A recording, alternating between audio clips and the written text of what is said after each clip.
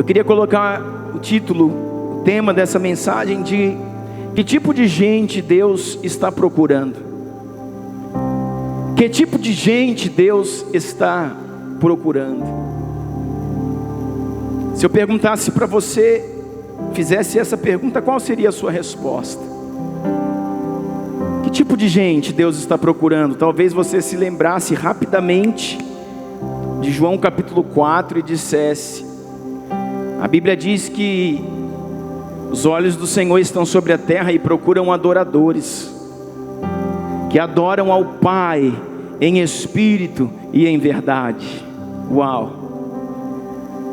Essa é uma verdade, irmãos, é um fato. Só que Deus procura adoradores. Agora, o que faz do homem ou da mulher um verdadeiro adorador, aquele que Deus procura? Aí seria a segunda pergunta. E hoje nós queremos explorar algumas coisas nesse sentido. Porque se você voltar para João capítulo 4, e para o texto bíblico, os olhos do Senhor estão sobre a terra a procurar verdadeiros adoradores. Homens, mulheres que adoram ao Pai em espírito e em verdade. Não é adoração que Deus procura, é adorador. Isso faz toda a diferença. Não é adoração que Deus está procurando. Nós estamos muitas vezes tão preocupados no que vamos entregar ao Senhor. Mas Deus não está procurando a adoração, Deus está procurando o adorador. Mas eu queria conceituar algo nessa noite para que você entenda. O que faz o adorador é aquilo que em adoração ele entrega. Então Deus não está procurando a adoração, Deus está procurando o adorador. Mas para que você se torne um adorador, você precisa entregar a adoração.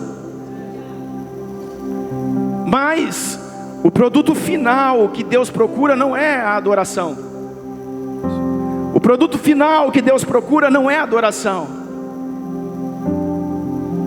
Então o que Deus está procurando não é o que você pode fazer, não é o que você pode entregar. O que Deus está procurando como produto final é aquilo que você se tornou. Não é o que você consegue entregar, é aquilo que você está se tornando. Então não é adoração, é adorador que Ele está procurando. Que tipo de gente Deus está procurando? Adoradores. O que é ser um adorador? E aí em cima desse texto, 1 Reis 19 fala de um profeta chamado Elias. Fala de um homem forte, de um homem que se moveu em Deus e fez coisas sobrenaturais, coisas tremendas. Fala de um homem, irmãos, que não conheceu a morte. 1 Reis 19 fala de um profeta Elias, um homem que não conheceu a morte, que foi arrebatado e foi assunto aos céus. Um homem que andava com o seu filho espiritual, Eliseu. E então passou uma carruagem e os separou, e passou um redemoinho e o levou, ou ao contrário, ou vice-versa.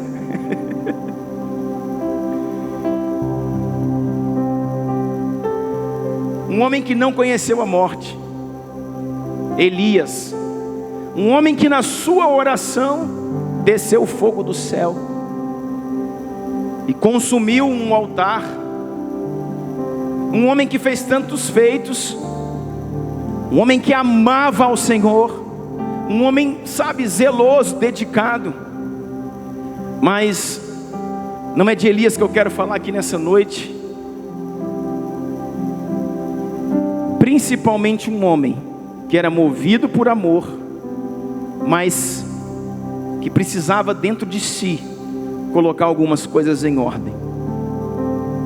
Tem tudo a ver com aquilo que estamos falando nesse tempo, tem a ver com aquilo que o Marcelo está ministrando sobre libertação, sobre identidade, sobre conhecer, irmãos, quem somos.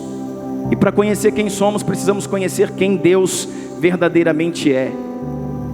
Para que possamos conhecer o nosso propósito, a nossa missão, para que possamos entregar uma verdadeira adoração, e nos tornarmos então um verdadeiro adorador.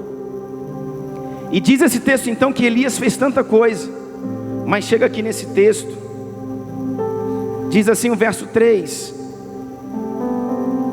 o que vendo ele se levantou para escapar com vida e se foi, e chegou a Berseba, que é de Judá, e deixou ali seu servo. Elias aqui está fugindo. Fugindo de quem? Leia todo o capítulo e você vai ver que ele está fugindo de Jezabel, que quer matá-lo. Ele porém foi ao deserto, a caminho de um dia, e sentou-se debaixo de um zimbro, que é uma árvore, uma planta, e pediu para si a morte, e disse: já basta, ó Senhor, toma agora a minha vida, pois não sou melhor do que os meus pais. Um espírito de pavor, um espírito de pânico, um espírito de medo, leva Elias para debaixo de um zimbro, e ali diz que ele entrou no deserto, caminhou um dia, chegou a um pé de giesta, sentou-se debaixo dele e orou pedindo a morte. Estamos falando de um dos maiores profetas das Escrituras. Ele ora pedindo a morte. Já tive o bastante, Senhor, tire a minha vida, não sou melhor do que os meus antepassados. Irmãos, um homem apaixonado por Deus, um profeta fiel, um homem que ora, ele restaurou o altar do Senhor que estava em ruínas e o fogo desce.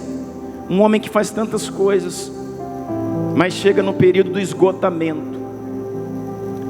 Porque eu estou falando isso para você? Tanta gente, irmãos, deixou um lugar de intimidade por causa do esgotamento. Quem está comigo aqui? Tanta gente deixou esse lugar de intimidade, o lugar de dependência, o quarto de Jacó e Lia, que falamos no domingo passado. Deixamos esse lugar de intimidade, de dependência, de buscar ao Senhor na essência, por causa do cansaço, do medo, por causa do esgotamento físico, às vezes mental, tanta coisa para fazer, tanta coisa para resolver. Com essa pandemia nós tivemos que nos reinventar em tanta coisa, na forma de trabalhar, na forma de vender, na forma de estudar, na forma de ensinar os filhos, na forma de vir à igreja. Nós tivemos que nos reinventar.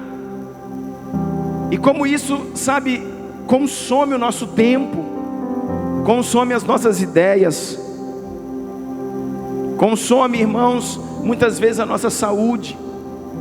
Então esse é Elias. O verso 5 diz: deitou-se e dormiu debaixo do zimbro.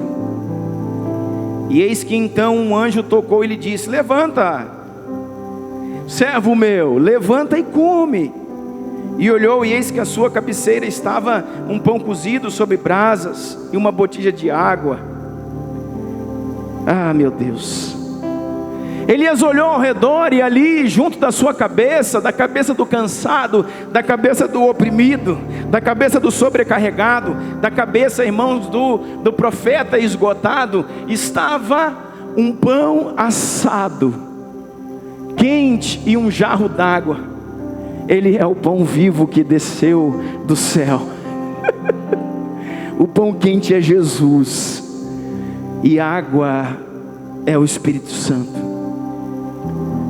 Tudo aquilo que nós precisamos, irmãos, nós sempre vamos encontrar na nossa cabeceira. Se esperarmos um pouco mais, se tivermos um pouquinho de paciência, de perseverança, e conseguirmos nos concentrar e olhar para a nossa cabeceira, saberemos que Ele está lá, porque Ele nunca nos abandonou, porque Ele nunca nos deixou, porque Ele nunca se afastou. Saberemos que Ele está lá no mesmo lugar de sempre. Quando Adão, irmãos, pecou, não foi Deus que faltou ao encontro, foi o próprio Adão. Adão se escondeu, Adão teve medo e se escondeu, mas Deus continuou no lugar do encontro, esperando por ele. Você está entendendo isso? Não é Deus que se afasta de nós, somos nós que nos afastamos dele. Somos nós que fugimos da presença dele. Verso 8: levantou-se, comeu e bebeu, e com a força daquela comida caminhou 40 dias, 40 noites até Horebe. o monte de Deus. Quero pular alguns versos. Diz esse texto, no verso 14, ele disse, sua reclamação: eu tenho sido zeloso pelo Senhor, Deus dos exércitos, porque os filhos de Israel deixaram a tua aliança, derrubaram os teus altares, mataram os teus profetas à espada. Só eu que fiquei aqui, só eu que estou firme. Ele entrou num lugar, eu costumo dizer para você, tão perigoso, irmão, num lugar de depressão, num lugar de angústia, num lugar de solidão. A gente consegue ver que literalmente o profeta Elias, ele jogou a toalha. O profeta Elias falou: deu. Sabe algo interessante, que quando eu falo de Elias eu sempre prego, você já ouviu falar isso? A decepção de Elias não era com Deus, era com os homens. Quem está entendendo? A decepção de Elias nunca foi com Deus, era com os homens. A reclamação dele é: eu não tenho ajuda, eu estou sozinho. O Senhor me deu uma missão, mas nessa missão ninguém me ajuda. E quantos de nós, querido, quando assumimos algo de Deus para fazer, não nos sentimos assim? Quantos de nós, diante dos desafios que o Senhor nos entrega, seja onde for, Deus tem entregado desafios a você, não só na igreja. Deus te entregou uma família para você cuidar. Deus te entregou filhos para que você dê destino a estes filhos. Deus te entregou um trabalho, a empresa que você trabalha lá, aonde você exerce seu trabalho, para você ser luz ali, para você não somente salvar o seu sustento, para você não somente, garantir o sustento, o pão, o leite dos seus filhos, mas Deus te colocou no lugar que você está para ser luz do mundo e sal da terra. Deus colocou você no lugar que você está para ser um luzeiro de Deus, para que você seja testemunho, para que pelo seu caráter, pela sua vida, as pessoas queiram o Deus que você serve. E aqui nós abrimos um parêntese. Não adianta, irmãos, a sua boca falar se a sua vida não fala. Às vezes as pessoas que estão do nosso lado não querem o Deus que servimos, porque nós pregamos muito com a boca, mas pregamos pouco com a vida. Porque as pessoas estão nos avaliando, as nossas decisões, as nossas atitudes, os nossos comportamentos, muito mais do que as nossas palavras. Então não adianta a nossa boca falar, se a nossa vida não fala. Agora, meus irmãos, às vezes nós nos deparamos com realidades onde nem a boca e nem a vida fala. Onde pessoas estão nos lugares onde estão, mas não professam ao Senhor nem com a boca e nem com a vida. Porque são como Elias, amam a Deus, mas tem problema com os homens. Obrigado, Jesus. Cheguei aqui onde eu queria. O Senhor me levou para um lugar onde eu queria. E quantos de nós somos assim? Nós amamos a Deus de forma que estamos apaixonados por Deus, de forma que o quarto da intimidade, Ele nos atrai, Ele nos chama, de forma que nós estamos apaixonados pela palavra, pela escritura, nós estamos apaixonados pela adoração, mas nós temos problemas com os homens, porque os homens são maus, porque os homens são críticos, porque os homens são frios, são truculentos, são acusadores, são críticos. É verdade. Só que Deus te chamou, dizendo: e recebereis poder ao descer sobre vós o meu Espírito, para que você do quarto secreto saia e seja testemunha. e seja testemunha em Araguari, em Minas Gerais, no Brasil, em toda a terra. É isso que quer dizer Jerusalém, Judeia, Samaria e confins da terra. É isso que quer dizer.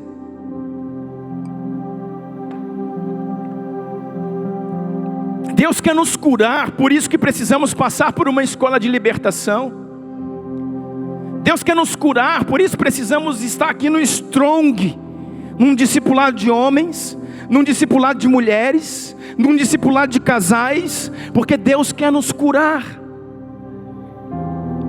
Às vezes estamos satisfeitos porque já encontramos a Jesus e já nos demos a Ele. Porque nos demos a Ele, o recebemos como Senhor e como Salvador. Então garantimos a nossa morada no céu, garantimos a nossa eternidade. Só que não é para isso que você vive, serva do Deus Altíssimo. Você vive nessa terra não é simplesmente para morar na eternidade. Você vive nessa terra para trazer a eternidade para ela. Você vive nessa terra para levar para a eternidade o maior número de pessoas que você puder levar com você. Você vive nessa terra para contagiar, não para ser influenciado, mas para se tornar influência. É para isso que você vive nessa terra. Então nós estamos apaixonados por Deus, mas temos problemas com homens. Temos problemas com o vizinho, temos problemas com o primo, temos problemas com a família, temos problemas com o tio, temos problemas com o pastor, temos problemas com o líder, temos problemas de forma que estamos apaixonados por Jesus, mas essa paixão não nos fez um adorador. Porque um adorador, ele não se manifesta só diante do seu Deus, mas ele se manifesta diante dos homens. Porque na sua adoração, irmãos, a sua humanidade é transformada. Na sua adoração, a sua humanidade é transformada. E não é, irmãos, a sua espiritualidade que Deus quer, é a sua humanidade que Deus quer.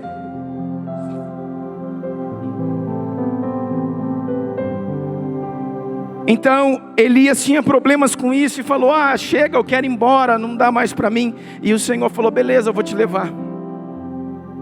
Eu vou te levar. Eu vou levar você. Elias, ele abortou a missão. Mas o Senhor falou assim: eu vou levar você para mim.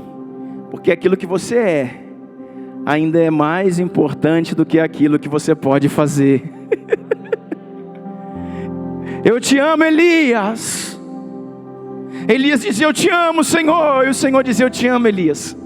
Não era tempo de você parar. Não era tempo de você desistir. Você não concluiu a missão que eu te entreguei. Mas eu continuo te amando mesmo assim. E eu vou buscar você.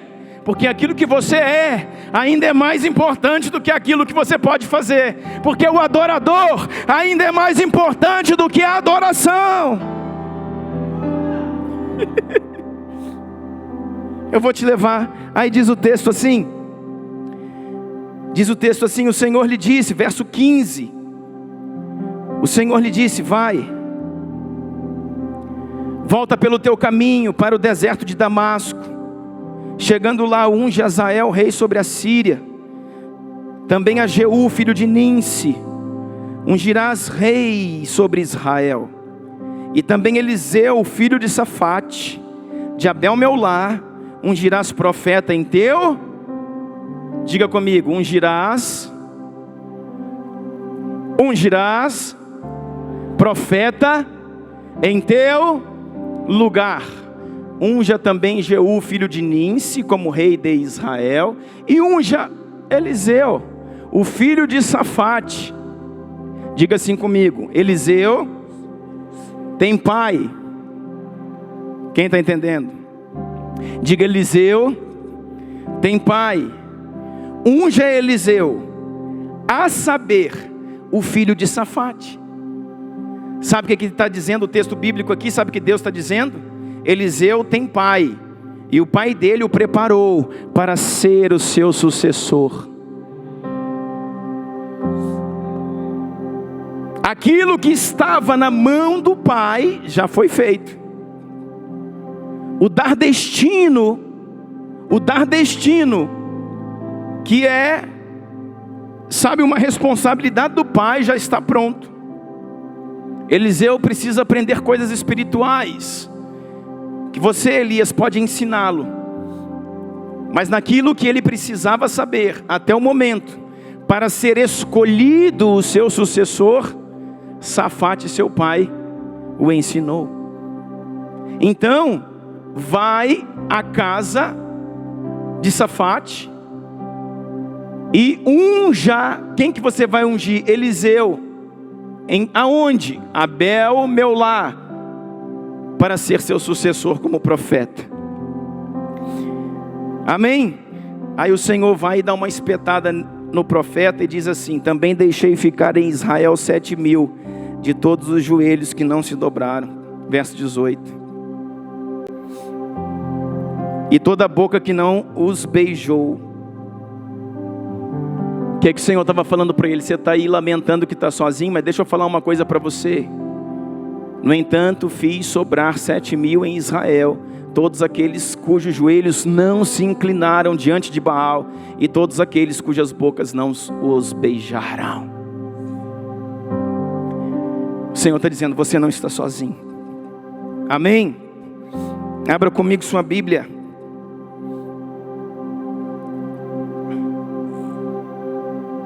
Primeira Reis 19, verso 15.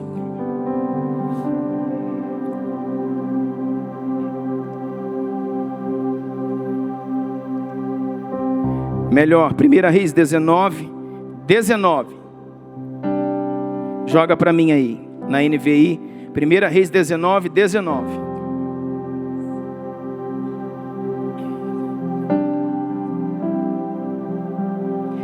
Que tipo de gente Deus está procurando? Deus precisa de um sucessor agora, amém? Deus precisa de um sucessor. Por quê? Porque Elias parou. E Deus precisa de um sucessor. O sucessor já foi escolhido, pastor. Sim. Uma coisa a gente já sabe: o sucessor tem pai. O que mais que Eliseu tinha?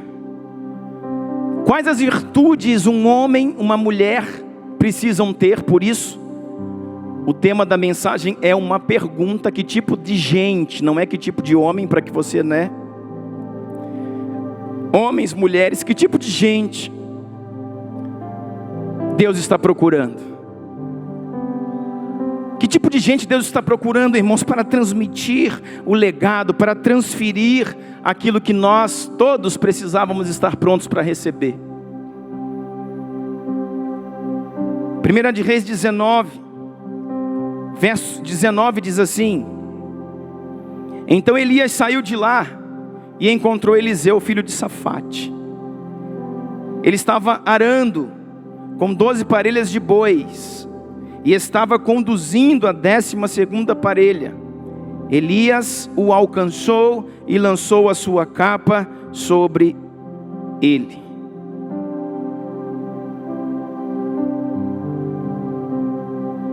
O que você encontra nesse texto? Então Elias saiu de lá e encontrou Eliseu, filho de Safate.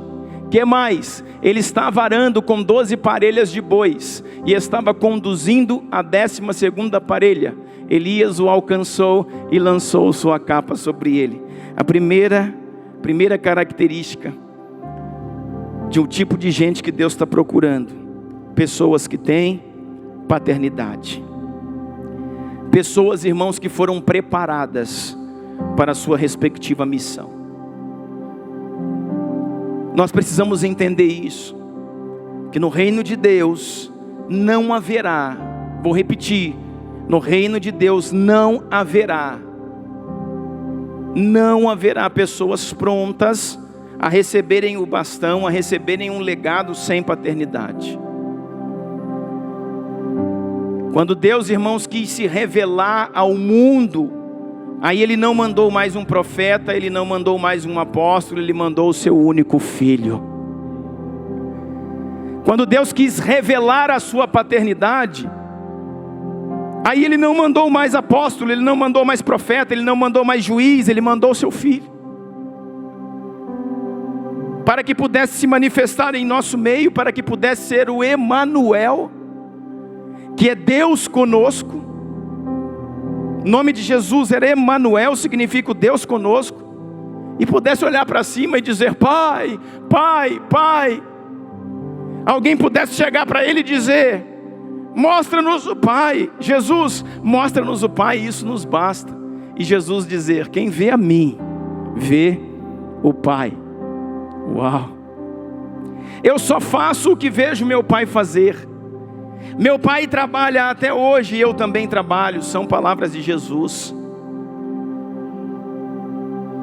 Então Deus não usará ninguém na porção dobrada. Deus não usará ninguém, escute isso, em autoridade. Deus não usará ninguém em legado, em propósito. Alguém que não tenha se rendido à paternidade. A paternidade de Deus, em primeiro lugar, reconhecida. A paternidade de Deus reconhecida, estabelecida. E a paternidade, irmãos, de um tutor que está preparando você para ser aquilo que o Senhor o chamou para ser. Então, primeira característica do tipo de gente que o Senhor está procurando: paternidade. Segunda característica: homens que estão produzindo. O que diz o texto? Então Elias saiu de lá e encontrou Eliseu. Aonde que é isso? Abel Meolá. É o primeiro encontro de Elias e Eliseu. E o que Eliseu está fazendo? Ele estava arando, ele estava trabalhando com 12 parelhas de bois, e estava conduzindo a 12ª parelha. O bicho era trabalhador, irmão. Sabe o que isso quer dizer? Dedicado. Sabe o que isso quer dizer, irmãos? Alguém que não está passando, alguém que não está à toa. Deixa eu dizer uma coisa para você. Deus está chamando muita gente nesse tempo que acha que é muito ocupado. Presta atenção, estou sendo profeta na sua vida nessa noite. Deus está chamando muita gente aqui que acha que está muito ocupado. Pastor, eu tenho filho, pastor, eu tenho isso, pastor, eu tenho escola, pastor, eu tenho faculdade à noite, pastor, eu tenho serviço, pastor, eu tenho isso, pastor, eu tenho aquilo, pastor, eu tenho empresa, pastor, eu sou funcionário, pastor isso, pastor aquilo. Eu quero dizer para você, se alegre por isso, porque Deus não chama ninguém à toa. Um dos tipos de gente que Deus ama, que Deus gosta e que Deus quer chamar para transferir legado, são aqueles homens ocupados, são aquelas mulheres ocupadas, aquelas mulheres que têm, sabe, um compromisso com a sua casa. Às vezes é no lar que você trabalha, mas acorda cedo, de cedo está em pé, para fazer o café do seu esposo, para fazer o café dos seus filhos, e manda filho para a escola, e volta para casa, e faz almoço, e leva na escola, e volta para a escola, e faz isso, e faz supermercado, e vai no banco. Mulher virtuosa, Deus te honrará. Nós estamos estafados, irmãos, correndo, sobrecarregado, mas eu quero te dizer, é no meio dessa luta mesmo que Deus se manifesta, porque Deus ama homens comprometidos. Deus ama homens responsáveis. Deus ama homens que têm, sabe, responsabilidade com aquilo que pegaram para fazer. Se a mãe, os filhos estão bem alimentados, os filhos estão bem vestidos, os filhos estão indo bem na escola, porque tem uma mãe compromissada. E é esse tipo de gente que Deus chama. É aquele que não falta serviço, que acorda cedo, que sabe, correria. Não deu nem tempo de almoçar hoje, fui aqui, fui ali, corri, resolvi, levei. Cheguei na igreja, suado, às vezes fedido, sem banho. Cheguei na igreja, Deus, estou cansado. Eu quero dizer para você, Deus chama gente compromissada. Deus chama gente que trabalha, Deus chama gente, irmão, que sua. Deus chama gente que defende alguma coisa. Deus chama homens, irmãos, que têm legado, homens que protegem seus filhos, protegem a sua casa. Pessoas responsáveis com a missão pegaram para resolver, com a missão que assumiram. Então, a segunda característica de Deus, irmãos, são pessoas atarefadas. Por favor, adorador do Senhor, deixa de lado essa desculpa.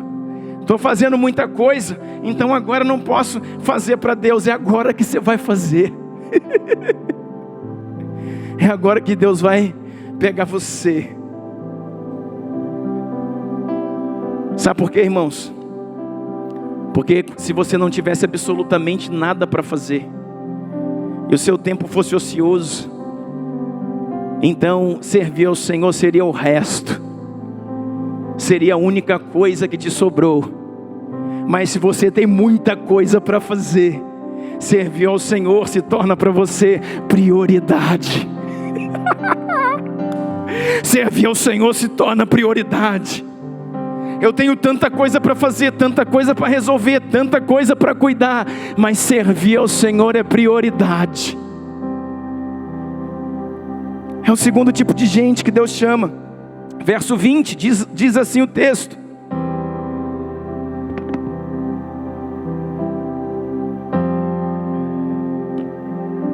aleluia!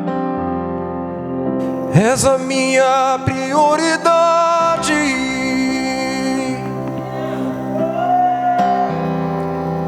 És a minha prioridade.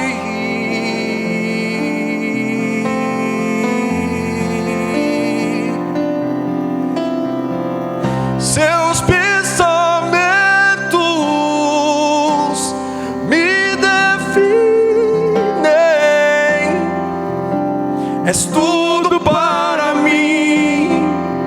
És a minha prioridade.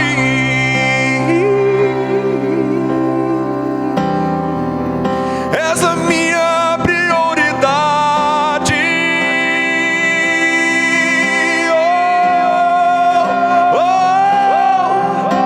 Abba.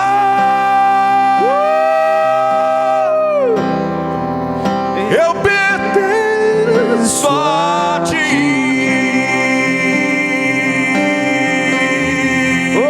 Eu pertenço a ti. Abba. Sim. Eu pertenço a ti. Ah, Jesus. Eliseu deixou os bois e correu atrás de Elias. Elias chegou com a capa, tacou sobre ele. Vem cá, Dudu.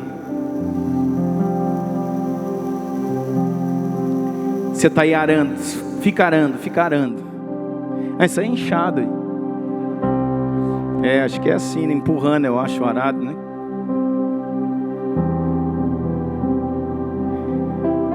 Trabalhando ele estava. Elias vem, o encontra. O Senhor mandou com que eu viesse a ti, porque o Senhor te escolheu para ser profeta em meu lugar. Gente, já pensou nisso? Eu não sei se aquele menino Eliseu conhecia Elias. Com certeza sim, de ouvir falar. Com certeza sim, dos grandes feitos do profeta. Mas talvez não conhecia pessoalmente. E Elias fala: o Senhor me mandou na casa de teu pai. Tu és o filho de Safate. E Safate preparou para Deus um profeta. Você está entendendo o que é paternidade? O Senhor não falou para Elias: Elias, vá na casa de Eliseu. O Senhor falou: vá na casa de Safate e unja o seu filho. Porque, irmãos, o dono da casa que transfere o legado é o pai. Você precisa receber isso no seu espírito. Quando Deus quiser transferir algo para os seus filhos, é na sua casa que Deus vai bater. Quando Deus quiser dar algo aos seus filhos, é você que tem que estar preparado. Porque a unção vai na casa do pai, não é na casa do filho. Nós estamos querendo que nossos filhos se tornem tantas coisas. os nossos adolescentes, os nossos filhos, as nossas crianças, mas a unção vai na casa do pai, não é na casa do filho. Quando Davi derrubou aquele gigante, o gigante Golias, e Davi então se apresenta com a cabeça de Golias, Saul se levanta do trono e pergunta: de quem é filho esse menino? Não pergunta quem é esse menino, quem é o pai desse menino. Sabe que ele está perguntando quem é a família, quem é o pai, quem fez esse menino. Quem é responsável pela unção que esse menino carrega? Quem treinou esse menino? Aí dizem para o rei: é filho de Jessé, o teu servo. Você está entendendo isso? O Senhor, quando quiser entregar algo ao seu filho, é na sua casa. É na sua casa que Deus vai bater. E você, pai e mãe de uma geração, precisam estar preparados para que o legado não pare. Vem cá, Dudu. E ele diz para ele: olha, eu vim aqui porque o Senhor me mandou na casa de teu pai, aqui em Abel meu lar, na casa de Safate teu pai, porque teu pai preparou para mim um profeta, preparou para Deus um profeta. Aí pega a capa e joga sobre ele assim, ó. Deixa eu dizer uma coisa. Pegou a capa e jogou sobre ele. Um dia eu fui estudar algo sobre isso. Falei: o que é isso? Essa era a unção no meio de Israel, para que um profeta menor recebesse o lugar de um profeta maior. Um novo profeta recebesse a unção, fosse oficializado no posto de um antigo profeta. Elias lançou sobre ele a capa. Só que deixa eu te falar, a capa ainda era de Elias. A capa ainda era de Elias, não era de Eliseu. Porque na verdade ele não precisava da capa, ele precisava do ato, ele precisava da unção. A capa era de Elias, então ele lançou a capa sobre ele. Ele fez o ritual que oficializava esse aqui como um novo profeta. Fica aí, pode ficar aí. Que tipo de gente o Senhor está procurando? Qual é o segundo tipo de gente? Eliseu, verso 20, Eliseu deixou os bois e correu atrás de Elias. Quando ele fez isso, então Elias falou: você já é o novo profeta, parabéns, Eliseu. E virou as costas e ó, tchau e benção. Elias, irmãos, estava tão sobrecarregado que ele falou: graças a Deus, estou livre. Agora tem outro para o povo cobrar. Agora tem outro para brigar com Israel. Agora é outro que é o porta-voz. Eu estou livre. E falou assim: ó, Deus te abençoe, estou indo embora. Aí o Eliseu, que não é bobo nem nada, falou: o quê? Você está indo embora? De jeito nenhum. O que diz o texto aí? Diz assim: Eliseu deixou os bois e correu atrás de Elias. Deixe-me dar um beijo de despedida em meu pai e minha mãe. Então irei contigo. Deixe-me ir contigo. Deixe-me estar contigo. E o que o profeta falou? Vai então e volte depressa, porque você já sabe o que eu fiz contigo. Que tipo de gente Deus está procurando? Número 3, homens que não rejeitam o chamado. Homens que dizem sim para o Senhor. Homens que foram forjados para o ID. Pegou o número 3? Irmãos, talvez esse é o momento da sua vida que você está trabalhando com as parelhas. Talvez esse seja o momento da sua vida que você mais está trabalhando. Que você está com as suas juntas de boi. Que você está com suas parelhas, com seu arado na terra, super ocupado. E é nesse momento que Deus aparece. Porque Deus não quer ser o resto, Ele quer ser o primeiro.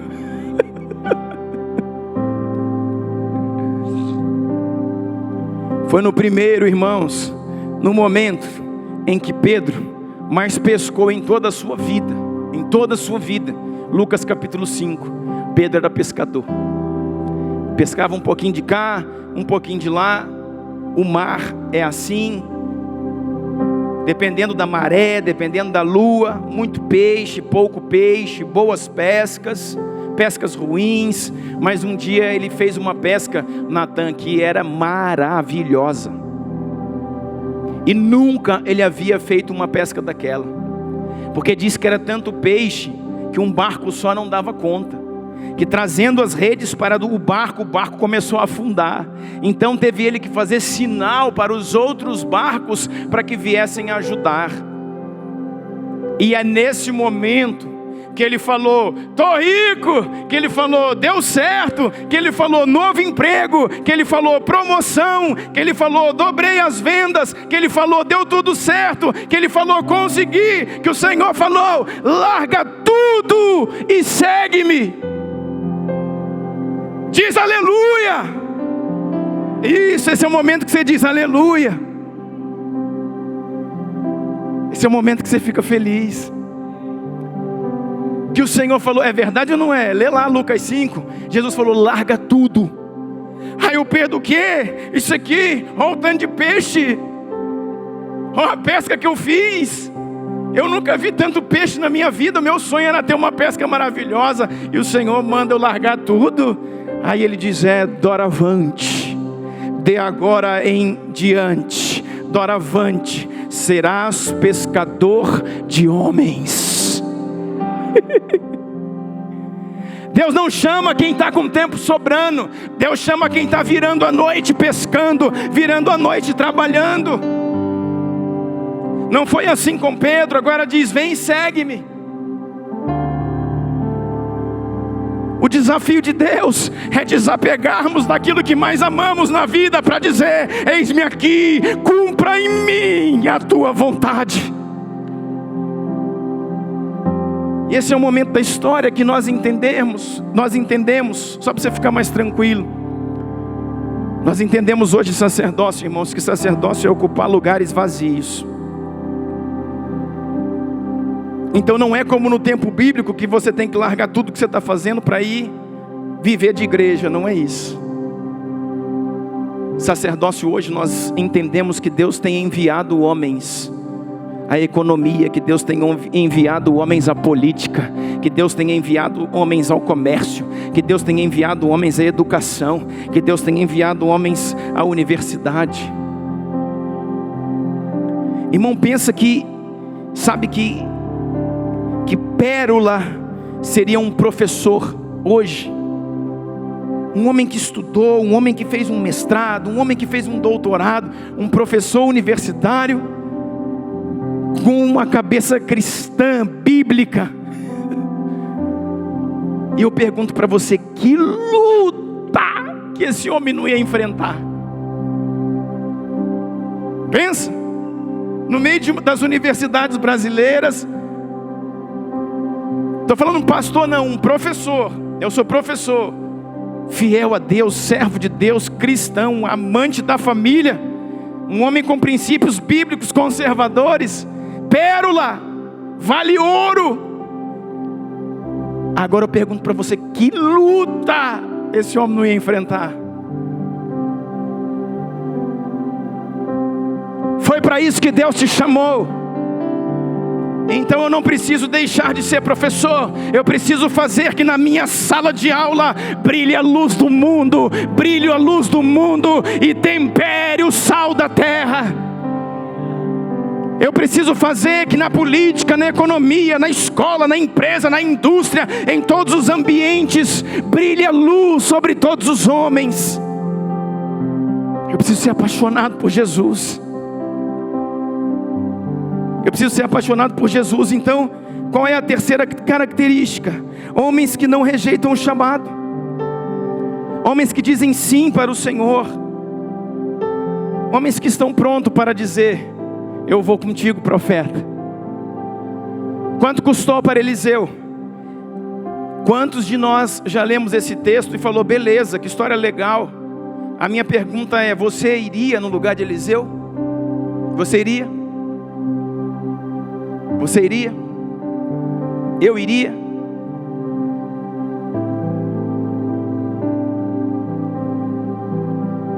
Eliseu, pois não. Pai do Senhor, irmão. Ô Pai do Senhor, quem é o Senhor? Eu sou o profeta Elias. O quê? Elias, o profeta, aquele que manda fogo do céu, sou eu mesmo. Aí Eliseu olha para Elias e diz assim: que bênção, glória a Deus. Como eu queria conhecer um homem como o Senhor, da envergadura de poder que o Senhor tem, como Deus usa um homem como o Senhor. Aí ele falou: pois é, só que eu vim aqui dizer que o profeta agora é você. Você que é o profeta no meu lugar. Jovem, menino, recebe a unção. Meu negócio é mexer com terra, com gado, com soja, com milho, com café. Que mané unção. É você.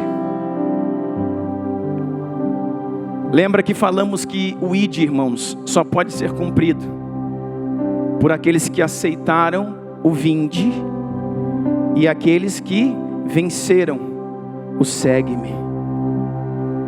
O ID, o que está acontecendo? Esse menino está sendo enviado.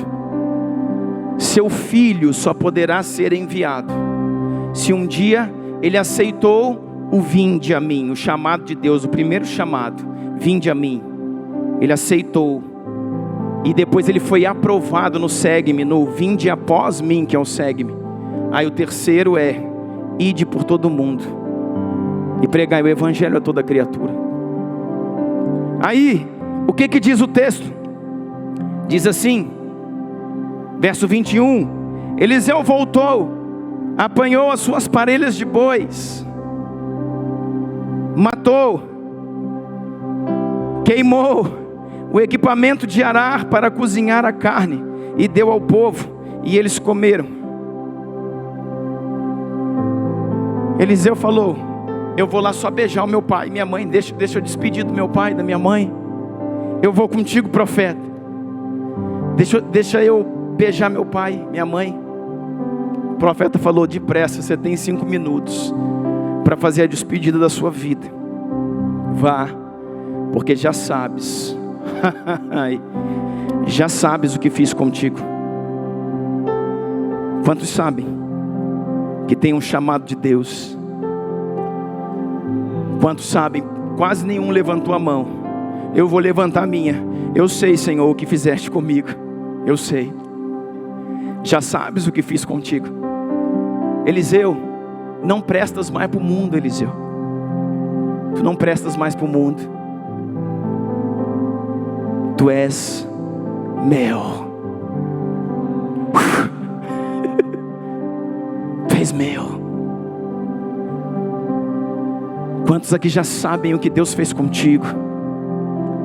Como Deus te separou, como Deus te selou, como Deus separou a tua casa, como Deus separou os teus filhos como geração eleita, como sacerdote real, como povo santo e de propriedade exclusiva dele. Quantos aqui sabem que estamos nesta terra como peregrinos, que não fazemos parte dela, que tudo que essa terra pode nos oferecer é simplesmente distração, pois não somos daqui, como ele daqui não é? Quantos de nós sabemos o que Deus nos fez, como ele nos chamou, como ele nos selou, como ele nos impartiu o seu Espírito? Quantos sabem? Quantos sabem? Deixa eu beijar meu pai e minha mãe, eu irei até você. Sabe o que ele está dizendo? Meu pai falou que um dia isso aconteceria. Meu pai disse que fui separado no ventre da minha mãe. Meu pai me preparou para que quando o Senhor me chamasse eu estivesse pronto. Eu disse sim para o Senhor no vinde a mim, eu disse sim para o Senhor no segue-me, e agora eu digo sim para o Senhor no ide. Eu estava só esperando esse dia, porque sabia que um dia ele chegaria. Eu estou aqui, Senhor. Estou aqui. Eu estou aqui. Deixa eu despedir dos meus pais. Vai depressa. Vai depressa. Aí diz que ele volta. Eliseu voltou, apanhou as parelhas de boi, matou, queimou o equipamento. Sabe o que ele está dizendo? Acabou, não tem mais para onde voltar. Para onde eu irei se só tu tens as palavras de vida eterna? Eu queimei os arados, matei os bois. Sabe o que isso quer dizer? Que quem põe a mão no arado, não nesse arado, mas no arado do Senhor, não pode olhar mais para trás. Sabe o tipo de gente que o Senhor está, o quinto tipo de gente que o Senhor está chamando? São aqueles que olhando para o Senhor, que colocando a mão no arado, não desiste, não olha mais para trás. Sabe por quê? Porque não tem para onde voltar. Eu tinha boi, não tenho mais. Eu tinha arado, não tenho mais. Acabou a minha esperança nessa terra, eu só dependo de Ti. Nós estamos presos às coisas desse mundo, as ilusões desse mundo, as mandrágoras desse mundo. Por isso que temos que abrir mão disso. Não quer dizer hoje, irmãos, que você tem que queimar tudo que você tem. Não é isso não.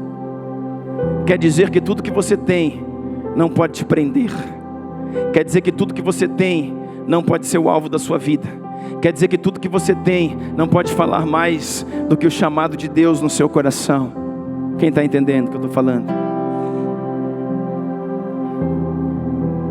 E o último tipo de gente, quinto, diz assim: depois partiu com Elias, tornando-se seu auxiliar.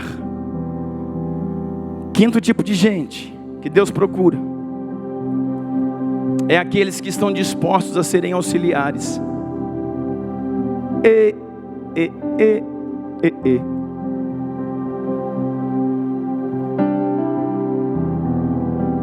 Irmãos, os seus sonhos só se cumprem depois de você aprender a servir o sonho de alguém. Pega isso no seu espírito. Moisés queria liderar o povo. Moisés queria liderar o povo. E Deus tinha isso para ele. Quando ele achou que era o momento, e agora eu vou lá, e matou aquele soldado egípcio, fugiu para o deserto. Aí quando ele chegou lá, o Senhor falou assim: você vai servir Jetro, você vai ser o servo de Jetro, e vai apacentar os rebanhos de alguém que não é seu. E ele fez isso, sabe por quantos anos? 4 anos, não foi? Foi não? 40 anos. Aí quando ele aprendeu a servir o sonho de alguém, a servir os rebanhos de alguém, a servir um homem, o Senhor falou assim: Moisés, você aprendeu a ser liderado, agora estás pronto a ser um líder. Quem está entendendo?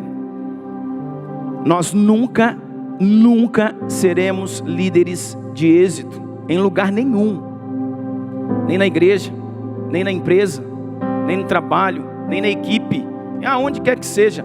Nós nunca seremos líderes de êxito se não aprendermos a ser liderados de êxito. Porque quando você é aprovado como um liderado, Deus então te faz um líder. Quando você é aprovado como filho, Deus te faz pai. Pai biológico é só você ter uma relação sexual e fazer um filho. Agora, pai de destino, você só pode ser pai de destino se você foi curado como filho.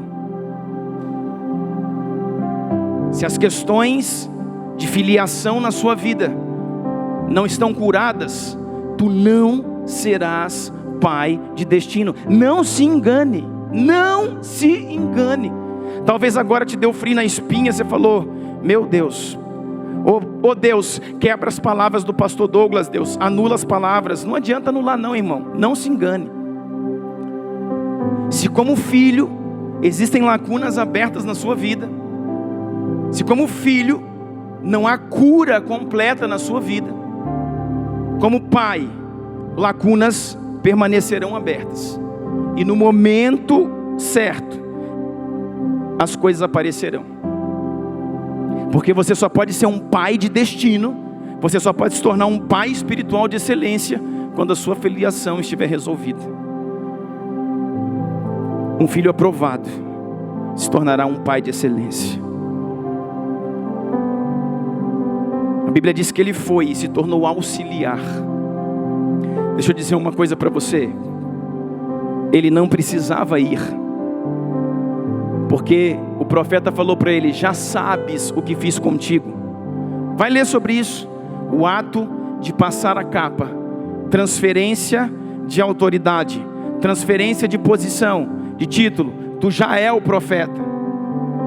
Ele podia dizer simplesmente: beleza, falou Elias, bom demais, ore por mim. Ele falou: não, eu vou contigo. Sabe por quê? Porque eu não quero só o legado, eu não quero só o título, eu quero a capa. Eu quero a capa. Sabe essa capa aí que passou aqui? Eu vou usar ela. Eu quero a capa. Eu quero a capa. Aí Elias falou: não, dura coisa pediste. Eu quero a capa. Elias perguntou para ele: queres me pedir alguma coisa? Tem alguma coisa que queres me pedir? Ele falou sim. E Elias pergunta para ele: o que tu queres, Eliseu? Ele diz assim: eu quero a porção dobrada do Espírito que habita em ti. Eu quero porção dobrada do Espírito que está sobre a sua vida. Você é até aqui o maior dos profetas de Israel. E se eu sou profeta agora, eu quero o dobro da unção que está sobre a sua vida, sobre a minha. E Elias falou: louco. Elias falou: louco. Dura coisa pediste. Elias deve ter virado as costas e falado para Deus: Deus, o Senhor é doido mesmo, porque o Senhor separou um menino que ele é mais louco do que eu era. O Senhor separou um menino apaixonado. O Senhor separou um menino que largou em 2 minutos tudo que tinha. O Senhor separou um menino que sabe o que está fazendo com pouca idade.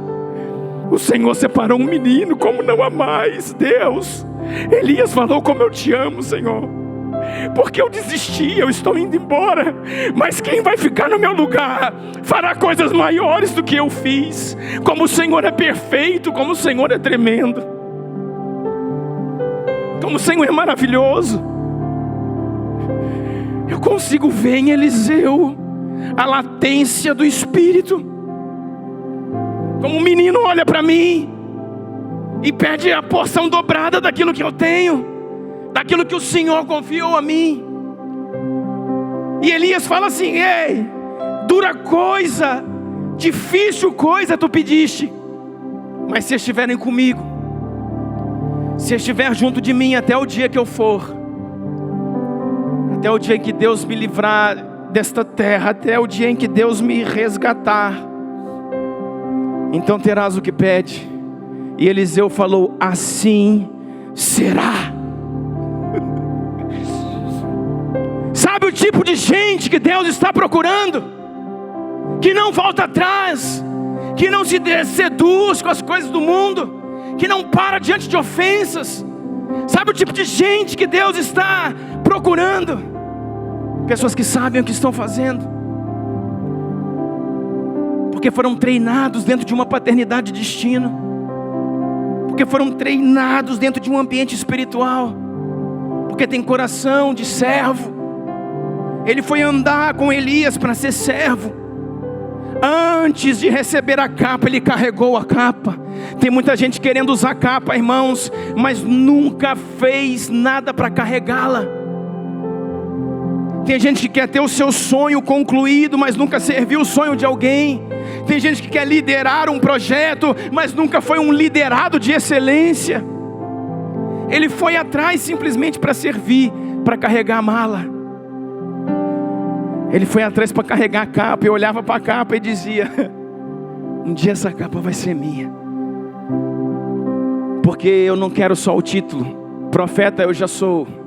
Eu quero o legado dobrado. E porque ele podia ter, porque ele podia ter o que ele estava pedindo. Porque, irmãos, Elias não tinha filhos. Profeta Elias não teve filhos. Então agora Eliseu está sendo adotado como filho espiritual.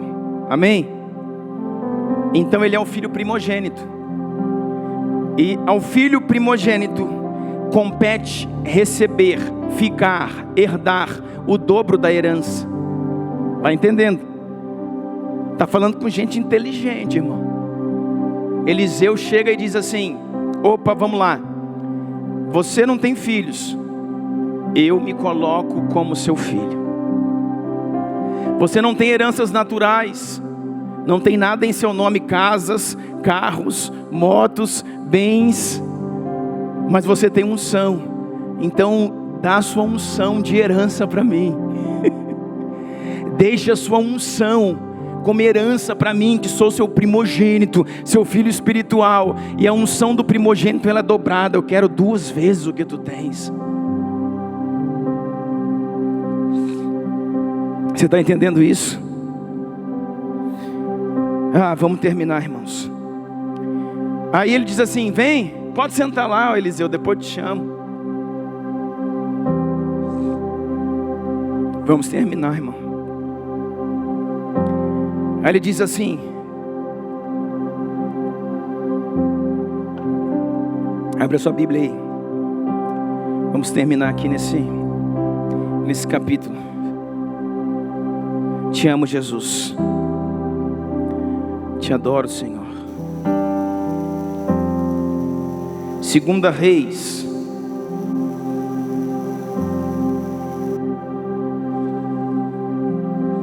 Segunda de Reis, capítulo 2, verso 1. Não desista, irmãos, daquilo que Deus entregou para você. Não deixe que nenhuma desilusão dessa vida, seja ela qual for, te tire do seu chamado. Te tire daquilo que Deus separou para você e para sua casa, para sua família. A sua família é uma família sacerdotal. Tome posse disso. Seus filhos, filhos dos seus filhos, seus netos, seus bisnetos, todos eles servirão ao Senhor. Ainda que talvez você não consiga ver isso hoje, ainda que você não visualize isso hoje, ainda que você tenha um filho desviado, um filho drogado, um filho afastado, eu quero dizer: eu e minha casa serviremos ao Senhor. Eu e a minha casa serviremos ao Senhor. Não abra mão daquilo que Deus entregou para você.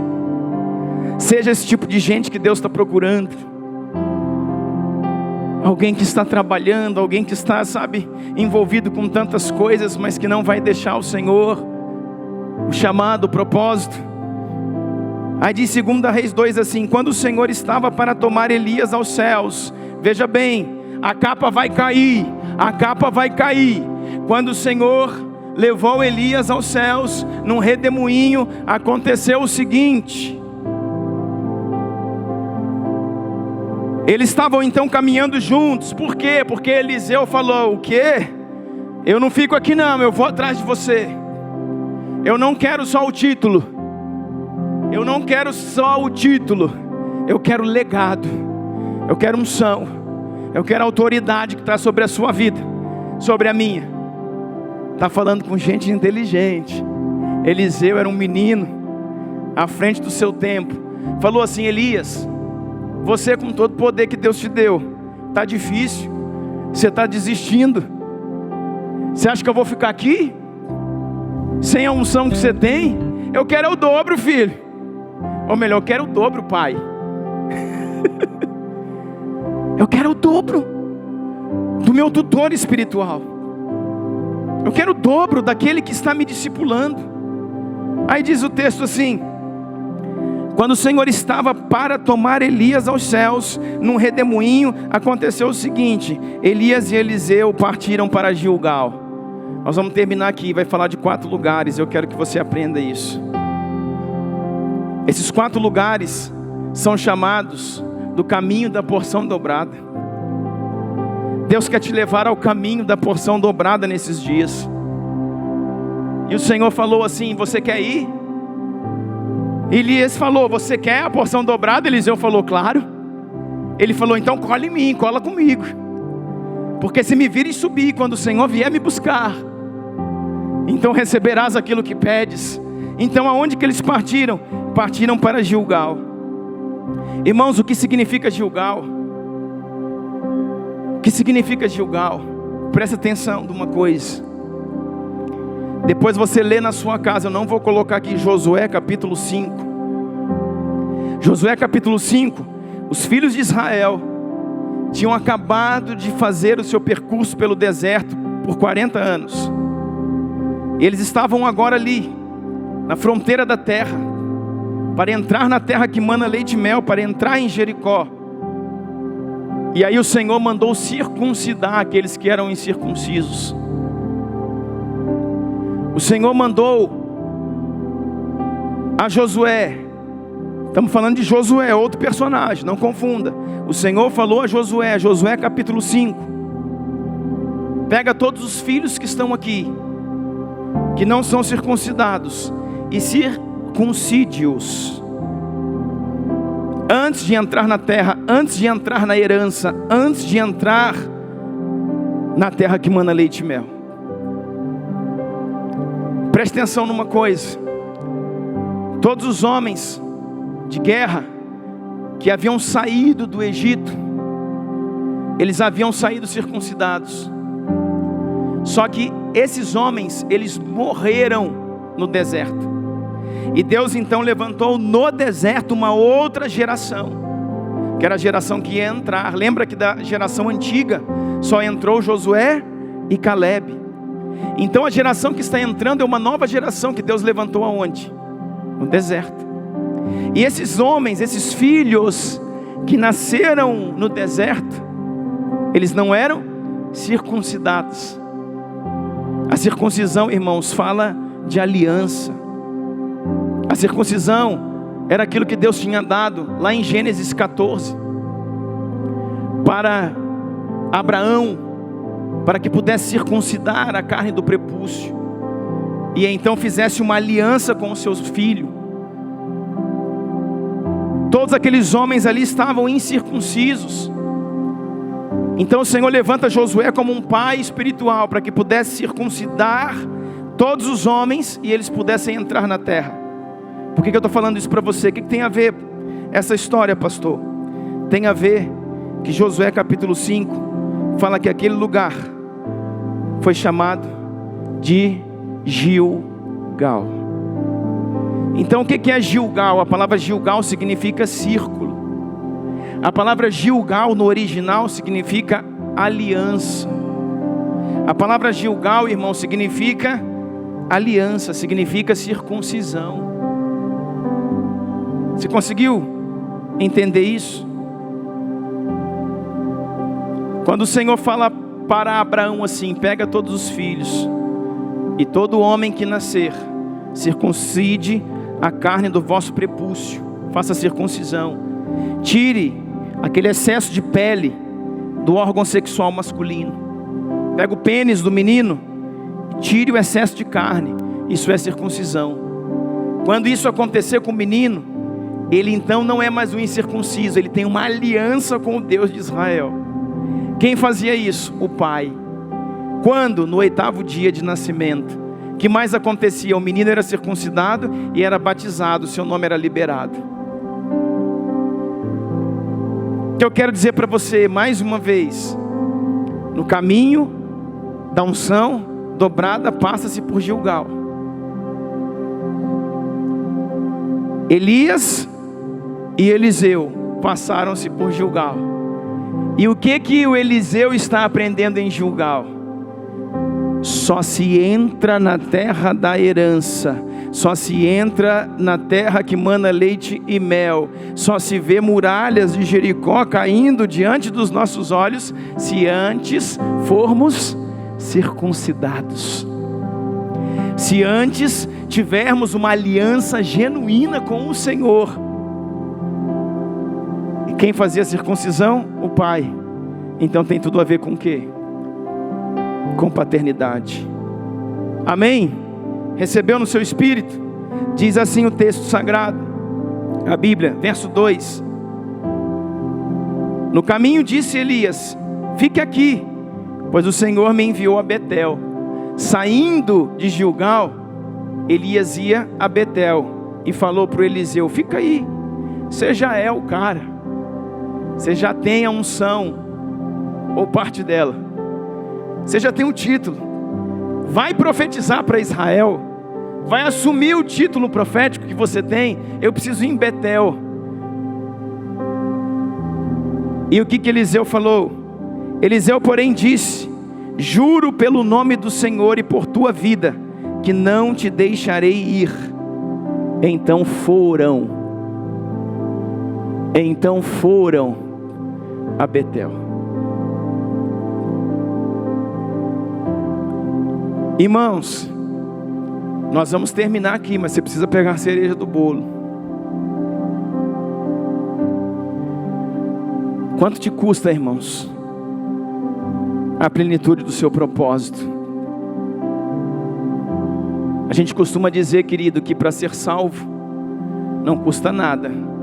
Jesus já pagou o preço. Não custa nada para a gente, né? Porque para Ele custou muito. Nós somos salvos mediante a graça. Não é de graça, é pela graça, porque Ele pagou o preço. Então o preço que precisamos pagar já foi pago. Então pela graça somos salvos. Então para ser salvo é pela graça. Mas para cumprir o propósito, para ser usado por Deus, para ser farol alinhado, para ser sal que tempera, custa caro, irmão. Você está entendendo isso? Custa caro. E o que custa passar por um caminho? Passou por Gilgal. Aí ele diz assim: eu vou para Betel. E o Eliseu diz: eu vou também. E foram então aonde? A Betel. O que significa Betel? O que significa a palavra Betel? Casa do pão. Aonde que você vê esse termo Betel na Bíblia assim, ó, logo de cara na Escritura, que ficou vivo nos nossos olhos? Aonde Jacó dormiu? Jacó fugindo do seu irmão Esaú, indo para a casa do seu tio Labão, andando o dia inteiro, ele parou num lugar chamado Betel, e ali ele dormiu num travesseiro de pedra. E com a sua cabeça no travesseiro de pedra, ele teve uma visão aberta. E na visão aberta uma escada. E os anjos desciam e subiam, subiam e desciam. E ele falou: essa é a casa de Deus. E eu não sabia. E ele falou, Jacó falou: agora eu sei que Deus é Deus de Abraão, é Deus de Isaac e é Deus de Jacó. Sabe o que significa Betel? Sabe o lugar que você vai precisar passar para que possa herdar uma capa e cumprir o propósito que Deus tem na sua vida? Você vai ter que passar por um lugar chamado Betel, um lugar de experiência com Deus. Deixa eu falar uma coisa para você: esse lugar se passa sozinho. Mamãe não vai, papai não vai, o marido não pode ir, a esposa não pode ir, filhos não vão, pastor não vai, amigo não vai. É um lugar solitário. É um lugar onde o travesseiro é de pedra. Isso quer dizer que é um lugar de angústia. Isso quer dizer que é um lugar de solidão. Isso quer dizer que é um lugar tenebroso. Só que isso quer dizer que é um lugar de revelação.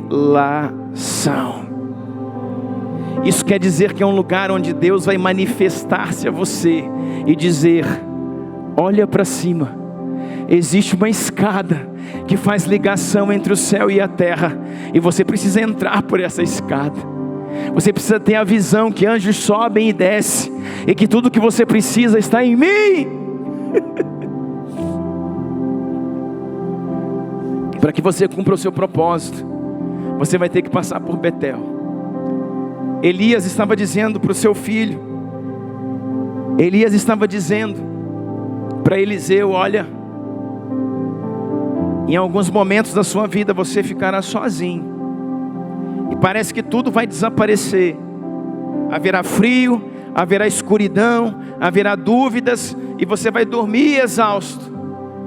A cabeça, a coluna vai doer, parecendo que o travesseiro é de pedra, porém, não é o fim. Abra os seus olhos e veja, existe uma escada que conduz ao céu, e nela anjos sobem e descem. Você precisa ter uma visão do céu. Você precisa saber, Eliseu, que as coisas não são somente naturais, que as coisas não se conseguem apenas arando a terra, que as coisas não se baseiam em juntas de bois, em arados. Você precisa depender das coisas do céu, e saber que o Deus do seu pai, Safate, também é o seu Deus, que o meu Deus, que o Deus de Elias, também é o seu Deus. Sabe o que está acontecendo aqui? Eu penso assim, igual está ali o Eliseu falando assim: uau, ainda bem que eu vim nessa viagem. Como eu ia ser profeta sem saber de tudo isso? Como eu ia ser profeta sem saber que além de uma circuncisão na carne, eu precisava ter uma circuncisão no espírito? Como eu seria profeta sem saber que para ver muralhas caindo, eu precisava ter uma aliança, e essa aliança é marcada em quem eu sou, no meu espírito? Como eu ia ser profeta sem saber que no lugar mais sombrio da minha vida é onde eu tenho as maiores experiências com o Senhor, nos maiores desertos da minha vida é onde Deus está mais perto, nas maiores dificuldades é onde eu mais aprendo? Como eu ia ser profeta sem saber disso? Eliseu está ali olhando, e o Elias fala: tá bom, fica aí agora que eu estou indo embora. Eu preciso passar em mais um lugar. E diz o texto bíblico assim, olha, verso 4: então Elias disse: fique aqui. Então Elias disse: fique aqui, Eliseu, pois o Senhor me enviou a Jericó. E ele respondeu: juro pelo nome do Senhor e por tua vida, que não te deixarei. Desceram então a Jericó. Meu Deus, estamos terminando. Deixa eu te dizer uma coisa. Você precisa passar em Jericó. Elias não foi sozinho a Jericó, Elias foi com Eliseu, os dois foram juntos. Sabia que no meio dessa confusão, no texto está aí, a gente não está lendo, mas vinham alunos das escolas de profetas. Presta atenção, vinham alunos das escolas de profetas que existiam na época e que estavam enciumados. Presta atenção, que estavam cheios de inveja, porque Eliseu havia sido escolhido. Elias tinha uma escola profética e treinava filhos que tinham esse dom a serem profetas. Samuel teve uma escola profética, Elias tinha uma escola profética.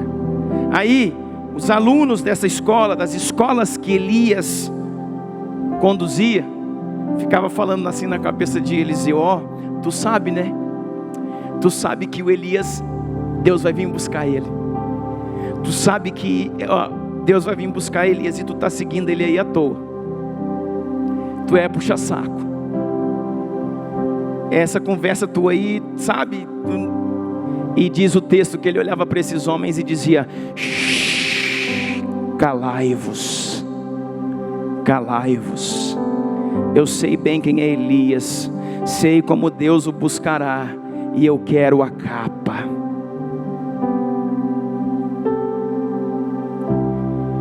O que você quer, irmão? Não de um homem, mas o que você quer do Senhor? Que tipo de gente Deus procura? E que tipo de gente você quer ser? Esses dias eu orava ao Senhor e dizia: Deus, Permita-me de alguma forma marcar a minha geração. Permita-me de alguma forma ver, Pai, as coisas funcionarem. Permita-me, Deus, de alguma forma ver ministros, tangedores adorando ao Senhor, que saíram, que nasceram naquela casa. Permita-me, Deus, ver pregadores do Evangelho, profetas, apóstolos, que nasceram naquela casa. Deus, permita-me ver médicos, advogados, vereadores, deputados, presidentes, que nasceram naquela casa. Deus, permita-me chegar à minha velhice e ver que tudo aquilo que fizemos teve sentido, que as sementes geraram frutos. Sabe que tipo de gente você quer ser, irmãos? Que tipo de evangelho você quer viver?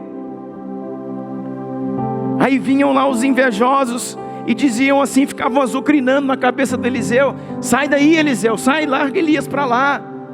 Deus vai levar ele, você vai ficar aí chupando o dedo, não vai adiantar nada. Larga de ser, puxa.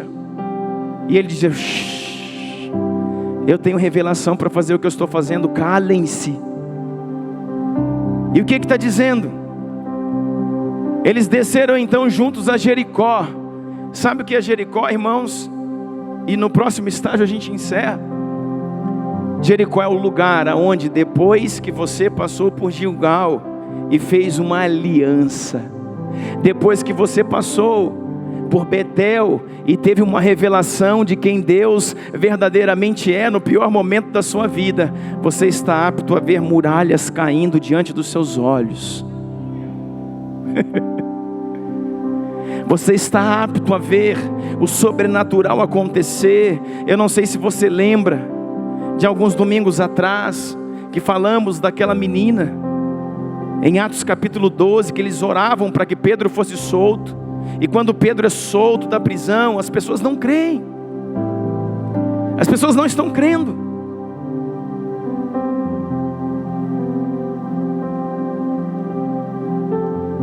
Quando nós entrarmos em um lugar de alinhamento com Deus, nós vamos ver coisas acontecerem, que você vai falar: cara, 1000 vezes uau. Jericó é o lugar que você vê muralhas caindo diante dos seus olhos. Jericó é o lugar, irmãos, que você luta com espada na cintura. Jericó é o lugar, irmãos, que você circunda as muralhas e vê Deus derrubando sem que você faça esforço.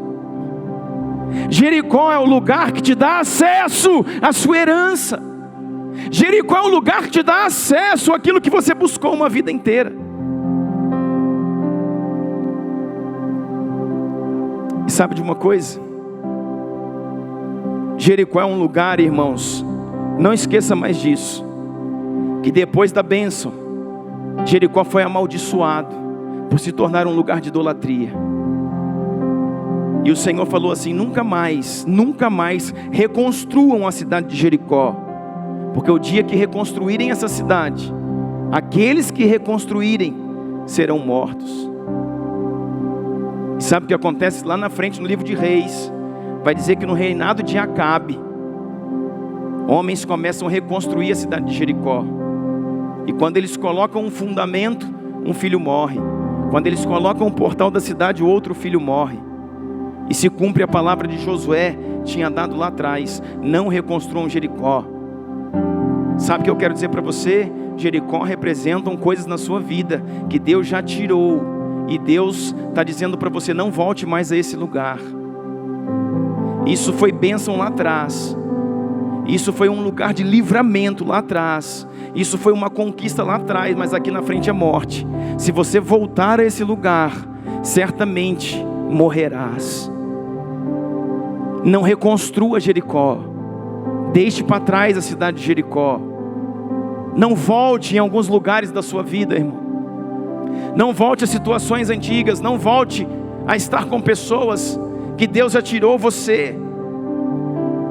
Não volte a fazer, sabe, as mesmas conexões, os mesmos pensamentos que um dia Deus já te livrou, Deus já te tirou. Não volte mais. Você já foi livre naquele tempo.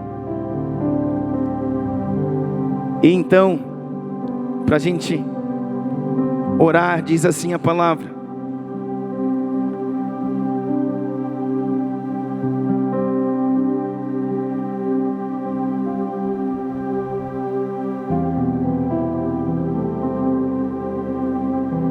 diz assim a palavra: em seguida Elias lhe disse: fique aqui, pois o Senhor me enviou ao Jordão. O Senhor me enviou ao Jordão. E Eliseu falou assim: iremos juntos ao Jordão. Naquele lugar, irmãos,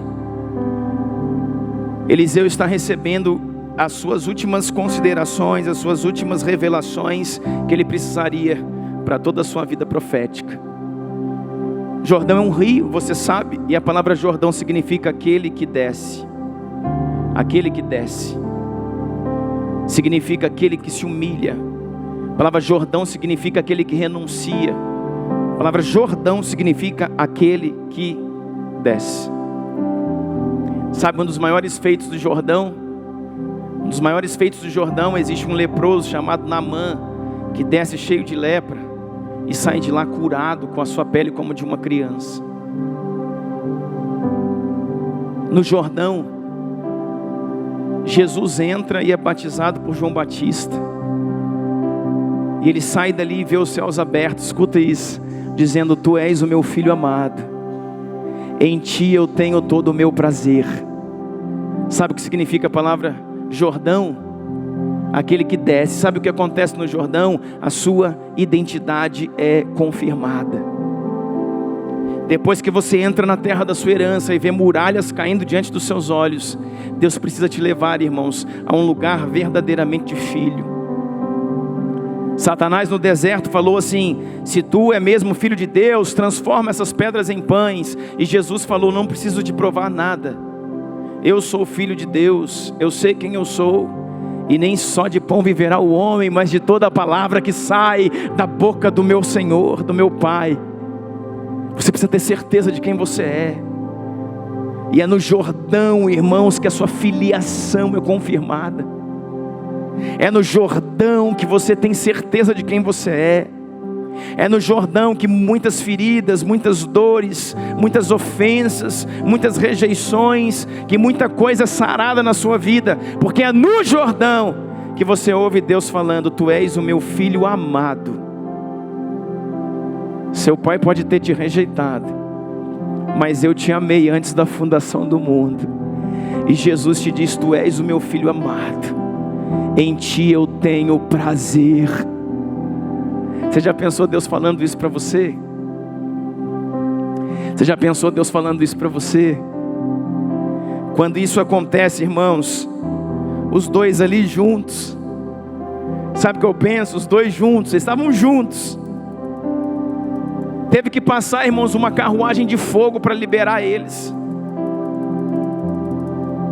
Teve que passar um carro de fogo para separar os dois. Eu penso que estavam ali chorando, celebrando, dizendo: é chegada a hora, é o momento. E um carro de fogo passa e joga Eliseu para um lado e Elias para o outro. E quando o fogo os separa,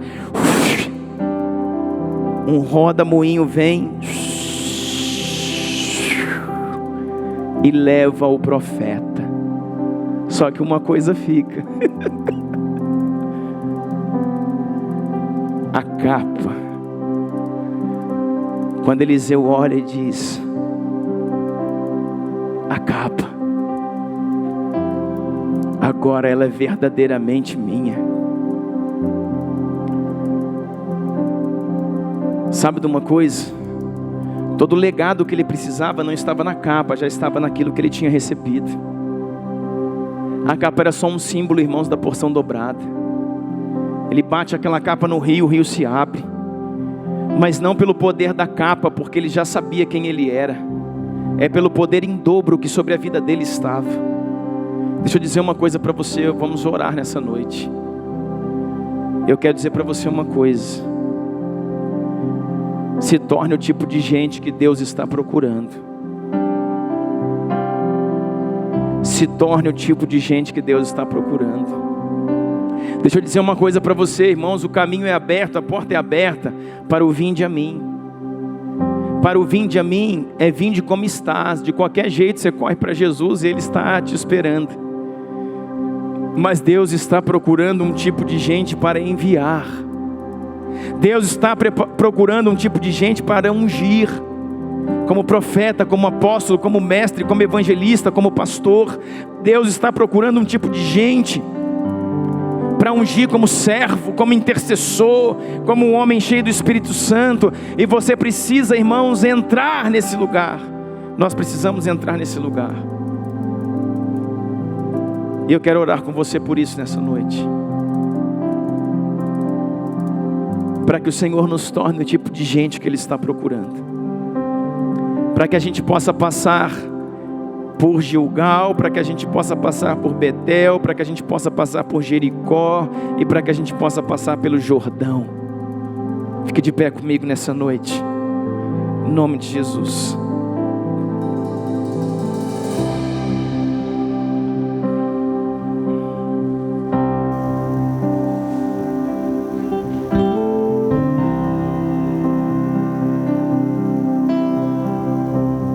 Eu não sei o que você tem passado nesses dias. Eu não sei, irmãos, o que te desanimou. Eu não sei o que roubou a sua fé.